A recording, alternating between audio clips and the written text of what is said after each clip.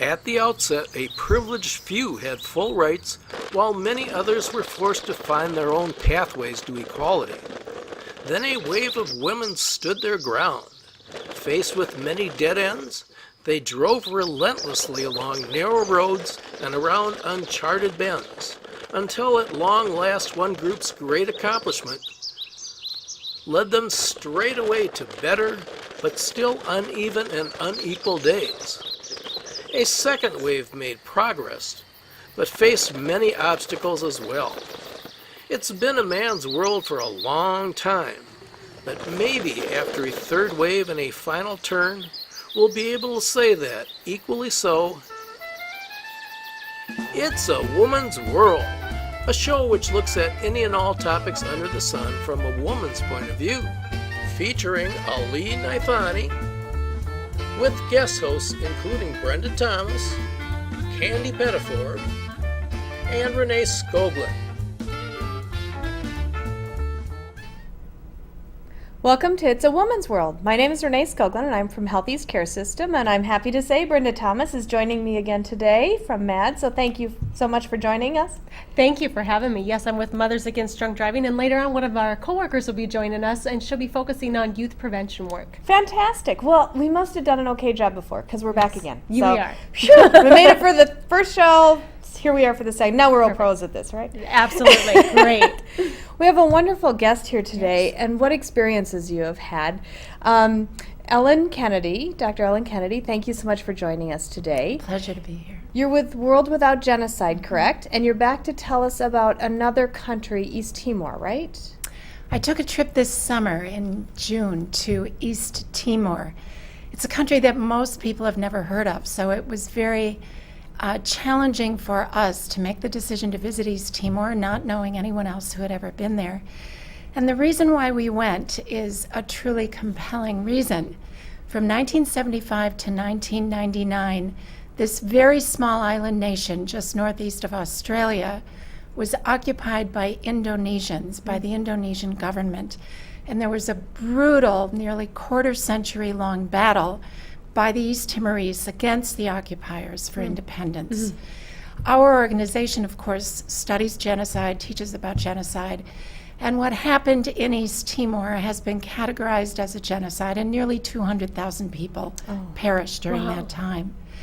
So our motivation in going was to have an opportunity to see the immediate aftermath of that terrible period of conflict, and conflict that ensued after a vote for independence a few years later as well, and really to try to understand what some of the issues are, what some of the prevention strategies could have been, and then ways that we can help to spread the story of East Timor to perhaps inspire people in Minnesota and elsewhere to visit, to take action, to help lend support to some on-the-ground rebuilding. Well, and they say a picture is worth 1,000 words, right? And I know you brought some photographs to show us today. So I think that's the best way to describe what you're talking about. So if you wouldn't mind showing us the photographs, we'd love to see them. Perfect. Now, obviously from the first picture, from the first photograph, this is kind of where we're talking about. East Timor is a small island nation, as I said, in the Timor Sea, just northwest of Australia. And Australia is? Right below it. Okay. And it borders Indonesia, and Indonesia was the occupying country. Okay. East Timor had been colonized by the Portuguese, and if you recall your history, Indonesia was colonized by the Dutch. So there was always this division on the island. In 1975, the Portuguese left, and East Timor declared its independence. But that did not sit well with the Indonesians, and Indonesia occupied the country. And that was when the fighting began. It was an insurrection that was truly terrible. The Indonesians were armed secretly by the United States, because if you think back to that period, 1975, that was a time when the Cold War was at its height. Right. And the people who were advocating most strongly for independence in East Timor were pretty left-leaning Marxists. Indonesia did not want a communist nation right on its doorstep, nor did Australia. And the United States, of course, at that time was very concerned about the domino theory, that country after country would fall to communism, and we ultimately would be in that line to fall as well. So the U.S. armed Indonesia, and the Indonesian military was in East Timor, and the result was truly horrific. Hundreds of thousands of people murdered or starved or displaced and so on. The place looks beautiful. It is an island nation, and it truly looks quite heavenly. Out in the remote areas, the lifestyle is far from developed. A 24-year-long genocide and a civil insurrection after that I'll speak about in a moment, truly has meant that for the people in the rural area, which is about 90% of the population, there's very little access to sanitation, to clean water. At the end of the genocide period, there were almost no paved roads. At the end of post-independence fighting, there were no schools left. So this is a country that was truly devastated. You can see the countryside. It's primarily an agricultural economy. The people, as people everywhere, are beautiful. Farmland. The major export is coffee. Coffee is grown in the poorest of the world's countries for consumption in the richest. So for consumption in places like the United States, coffee is coming from Rwanda, from Vietnam, from other countries where life is much more difficult. The city, the capital city of Dili, is the most developed city, of course, on the island, and this is the beautiful Parliament building. We stayed not too far from here. And for those who are curious, it's a bit difficult to fly into East Timor. First, you have to get to Indonesia and then fly from Indonesia into Dili, the capital. So it's a long trip. We visited the Bolide prison, and there's an exhibit there on the Commission for Reception, Truth, and Reconciliation that looks at what had happened during the genocide. And then in the year 2000, there was an effort to bring a vote, a referendum on whether East Timor should become independent, a protectorate of Indonesia, or be fully absorbed. And again, when that vote happened in 2000, there was an outbreak of horrific violence, again with thousands of deaths. This is the current president. His name is Jose Ramos Horta. In 1996, he became a Nobel Prize winner for his efforts at bringing peace to the country. And it's very interesting that at the time, I was living in Australia, as I mentioned, very near to East Timor. In 1995, I happened to go to a program in Australia about freedom for East Timor. And it was because of efforts by President Ramos Horta that the issue of the persecution and the suppression of the East Timorese finally came to a full-blown head by the United States in Australia and in the United Nations, and that the referendum happened. The next series of pictures will show different NGOs, non-governmental organizations, or international organizations that have a very strong presence. So the World Bank, the Asian Development Bank, the United Nations still has a peacekeeping force of more than 3,000 people. They've got an electoral commission there that's working for a peaceful election coming up in 2012. There's an international stabilization force, largely staffed by people from New Zealand and Australia, in addition to the UN peacekeepers. As I mentioned, in 2000, there was a vote for independence, and there was horrific violence following that vote, which resoundingly showed the selection by the East Timorese for independence. 80% voted for independence. More than 1,000 people were slaughtered, schools were destroyed, everything was utterly demolished. And the UN, for the first time in history, came in full force and literally ran the entire country for 18 months.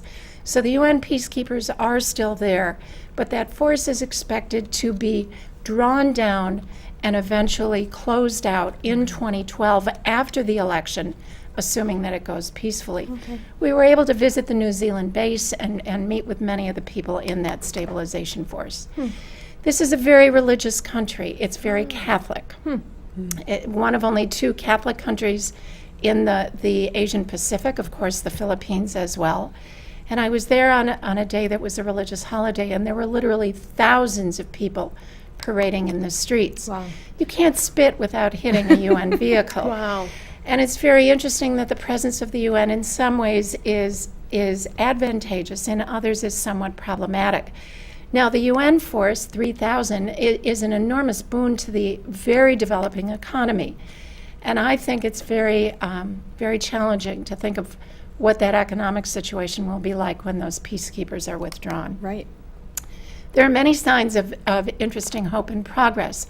Arte Morris is a small arts organization right in Dili, the capital, and the focus is to engage youth in using art for peaceful expression, for peaceful purposes.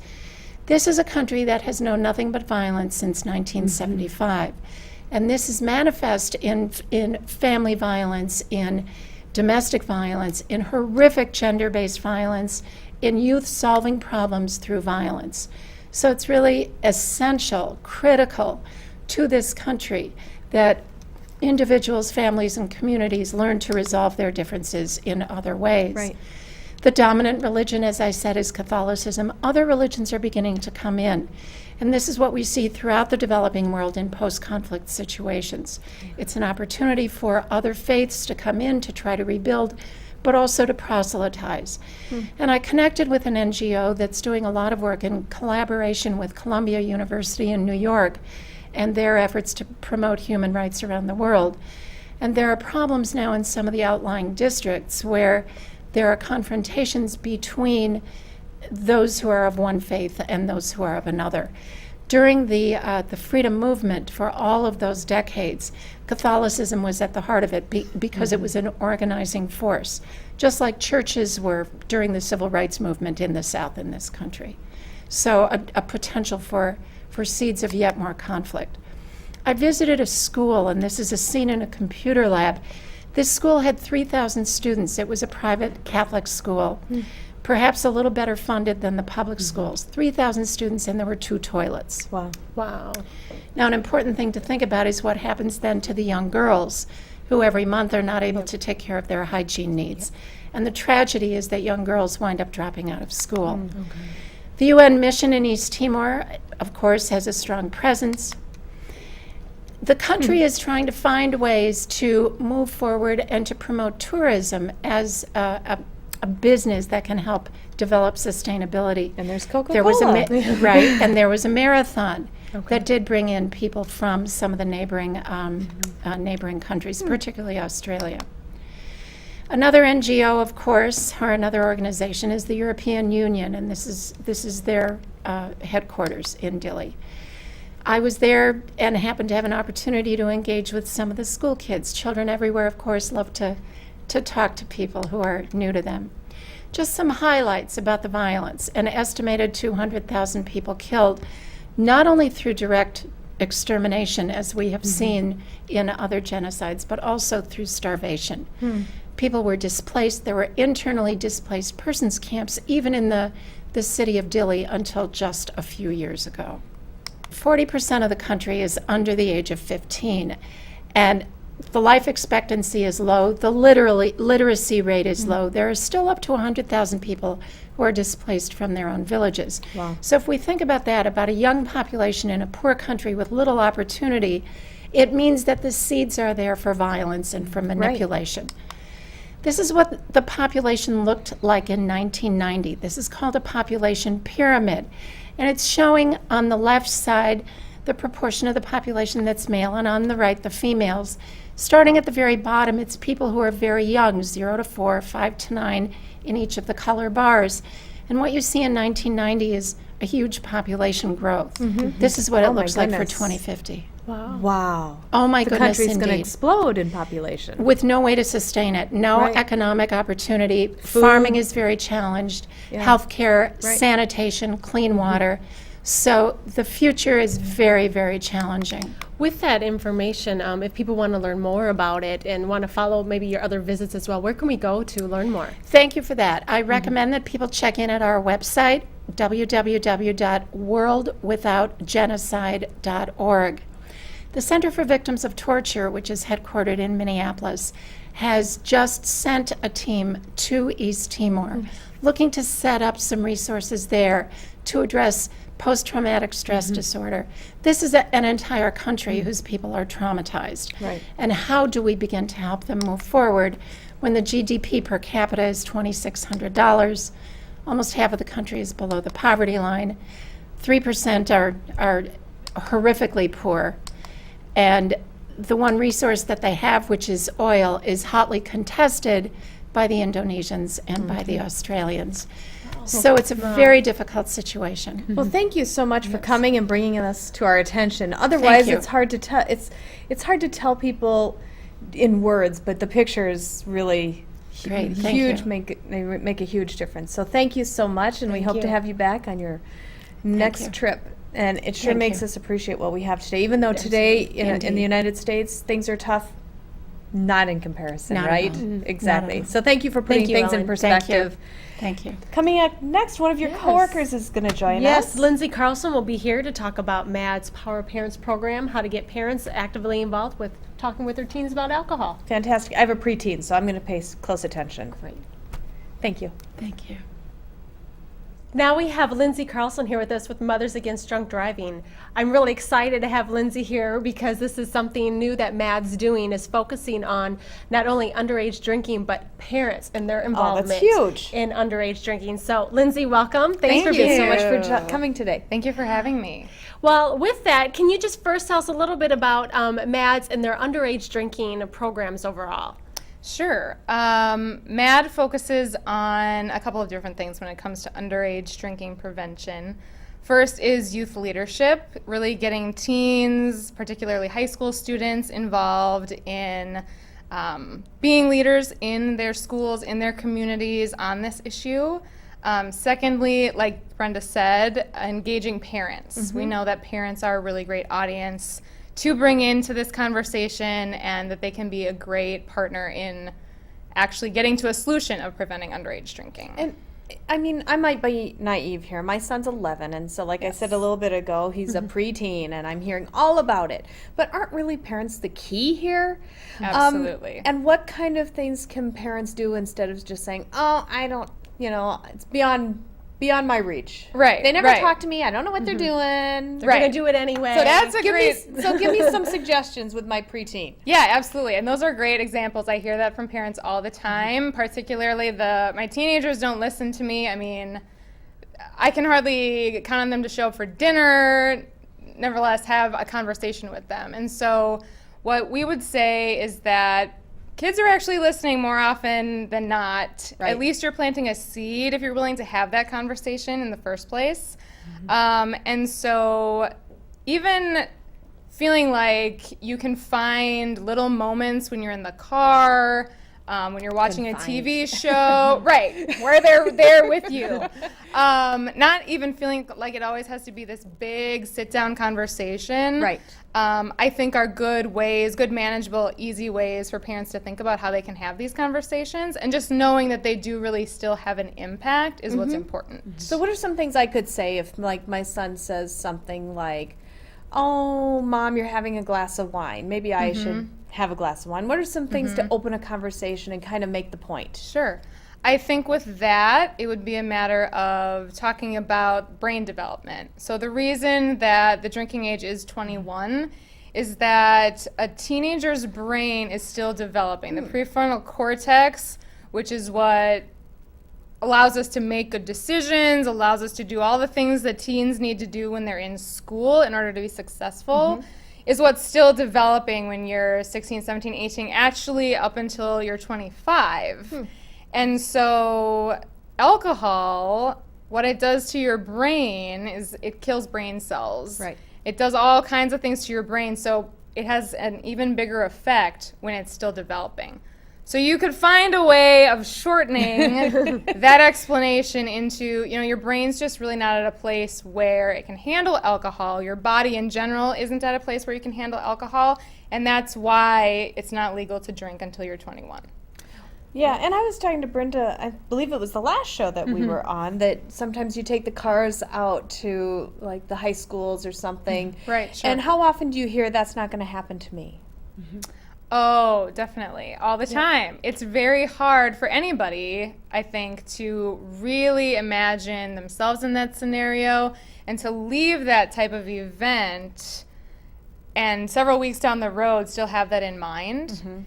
And so that's why we would encourage parents to not only have a conversation with their teens about alcohol once, but to continue to have that conversation over and over again. And that's all part of what we're really looking to do with MAD's newest initiative, The Power of Parents. Okay. Can you tell us a little bit more about the power of parents? Because I know as a parent myself of young kids, I know I'm prepping and getting ready myself of like how to have those conversations and how do you start that conversation? So what's Matt's new program about, and how can I learn more in doing what I can do to mold good children? Absolutely, that's what we're trying to do.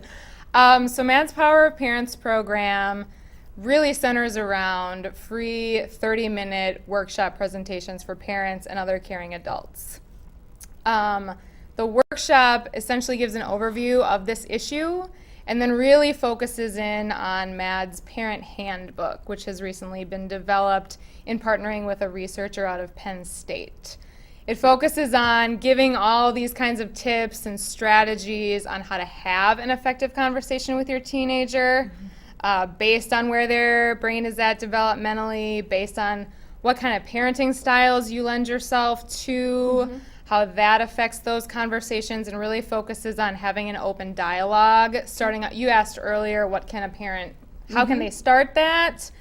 Maybe by asking them, your kid, a question about what is it that you see in school? Right. What do you think about this? We're really encouraging parents to bring teenagers into the conversation, not just have it be some kind of lecture. Right. And I think for parents that also makes it feel like it's less of a burden on them as well, or kind of scary to come in and say, I have to come in and have this big conversation with you.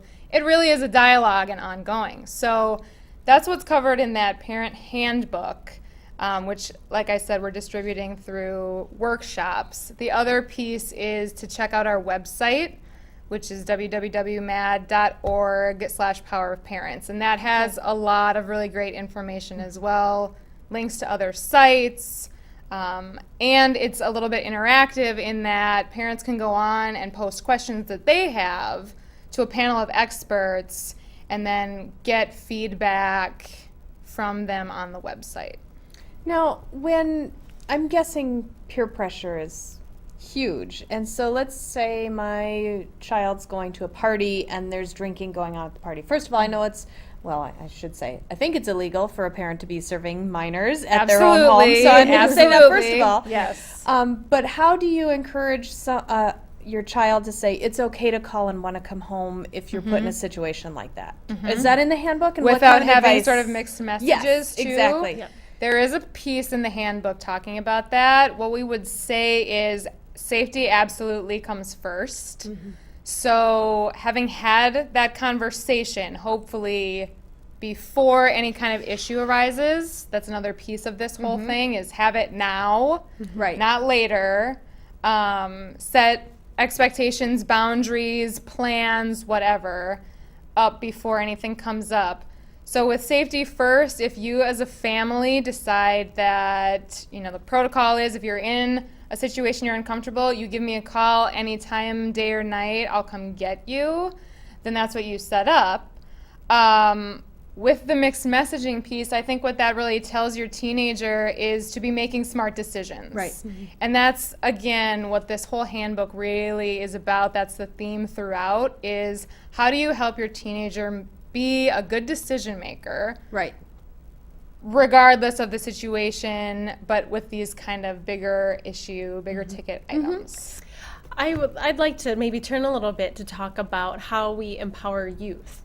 Because there may be those parents out there that are kind of afraid to have the conversations, but you have the kids that want to have the conversation. And so maybe, I know Matt is just turning the focus on that way as well. Lindsay, can you just share with us what empowering youth looks like in the future? Sure. So a couple of things. First, what we've been doing this last spring and this fall, are hosting youth leadership conferences and then retreats. To really build out for the schools that we work with really closely, both the students' leadership skills, but also giving them ideas for what they can do within their schools, whether it be community service learning projects that are related to prevention, or hosting a Power of Parents workshop at their school for the parents there. I think hearing from students that they want their parents to come in and hear information would be huge. That would be amazing. As well as encouraging youth to be a part of passing different policies, whether in their city, their county, whatever, being a part of that process and learning what that looks like. All of our youth leadership programming is really encouraging and supporting those students in how to do that and how to project plan throughout the year in order to do that. So if somebody wanted to, like a student wanted to come and find out how to be a leader and bringing that to their school, how would you suggest that would happen? I would suggest that they either get involved in their alcohol, drug-free group that's already established in their school, talk to the advisor of that program. If that advisor is not already in touch with the state office, they could contact us, contact me personally, certainly. And outside of that, if their school is already working with us, getting involved in that group and then participating in the events that we have going on throughout the year. I think one of the favorite things that Lindsay's come up this year is the students doing a service learning project. Absolutely. And the service learning project, I mean, Lindsay, you can talk about that, is about mocktail recipes and having dinner conversations. Yes. So, Yeah, definitely. Tell us So about that. it's kind of across the board well known that dinner conversations really foster family connectedness. And we know that family connectedness really brings about good conversation, open dialogue, and so allows it to be more comfortable for parents and teens to talk about this kind of issue. So what we've come up with is encouraging students to come up with mocktail recipes, so drinks that taste like cocktails but don't have alcohol in them. To bring those recipes home, make them with their family, and then use it at family dinners. Oh, fun. Or if you have a cooking class in your school, taking a recipe that you're doing in school, bringing it home, making it with your family, and then having dinner together. And then maybe once a month, having that conversation be about what's going on with alcohol in your school or some other hot button topic. But really it's about building family connectedness so that there's that sense of open dialogue. And what I really love about these projects, these service learning projects, is that it's allowing students to do service, but then also connecting it back to what they're doing in the classroom, or what they're learning about in terms of prevention, and really allows that to be a message that sticks with them and makes it personally relevant. Well, thank you so much for joining us. I love the mocktail. Is there a website where I can pick up those? Not for those, but if you go to madd.org/mn, that's where you'll find all of our information. Great. Well, thank you so much for joining us today. Thank you. It's been wonderful working with you it has today. been. I've been really enjoyed it. Me too. And thank you for joining us on It's a Woman's World. See you next time.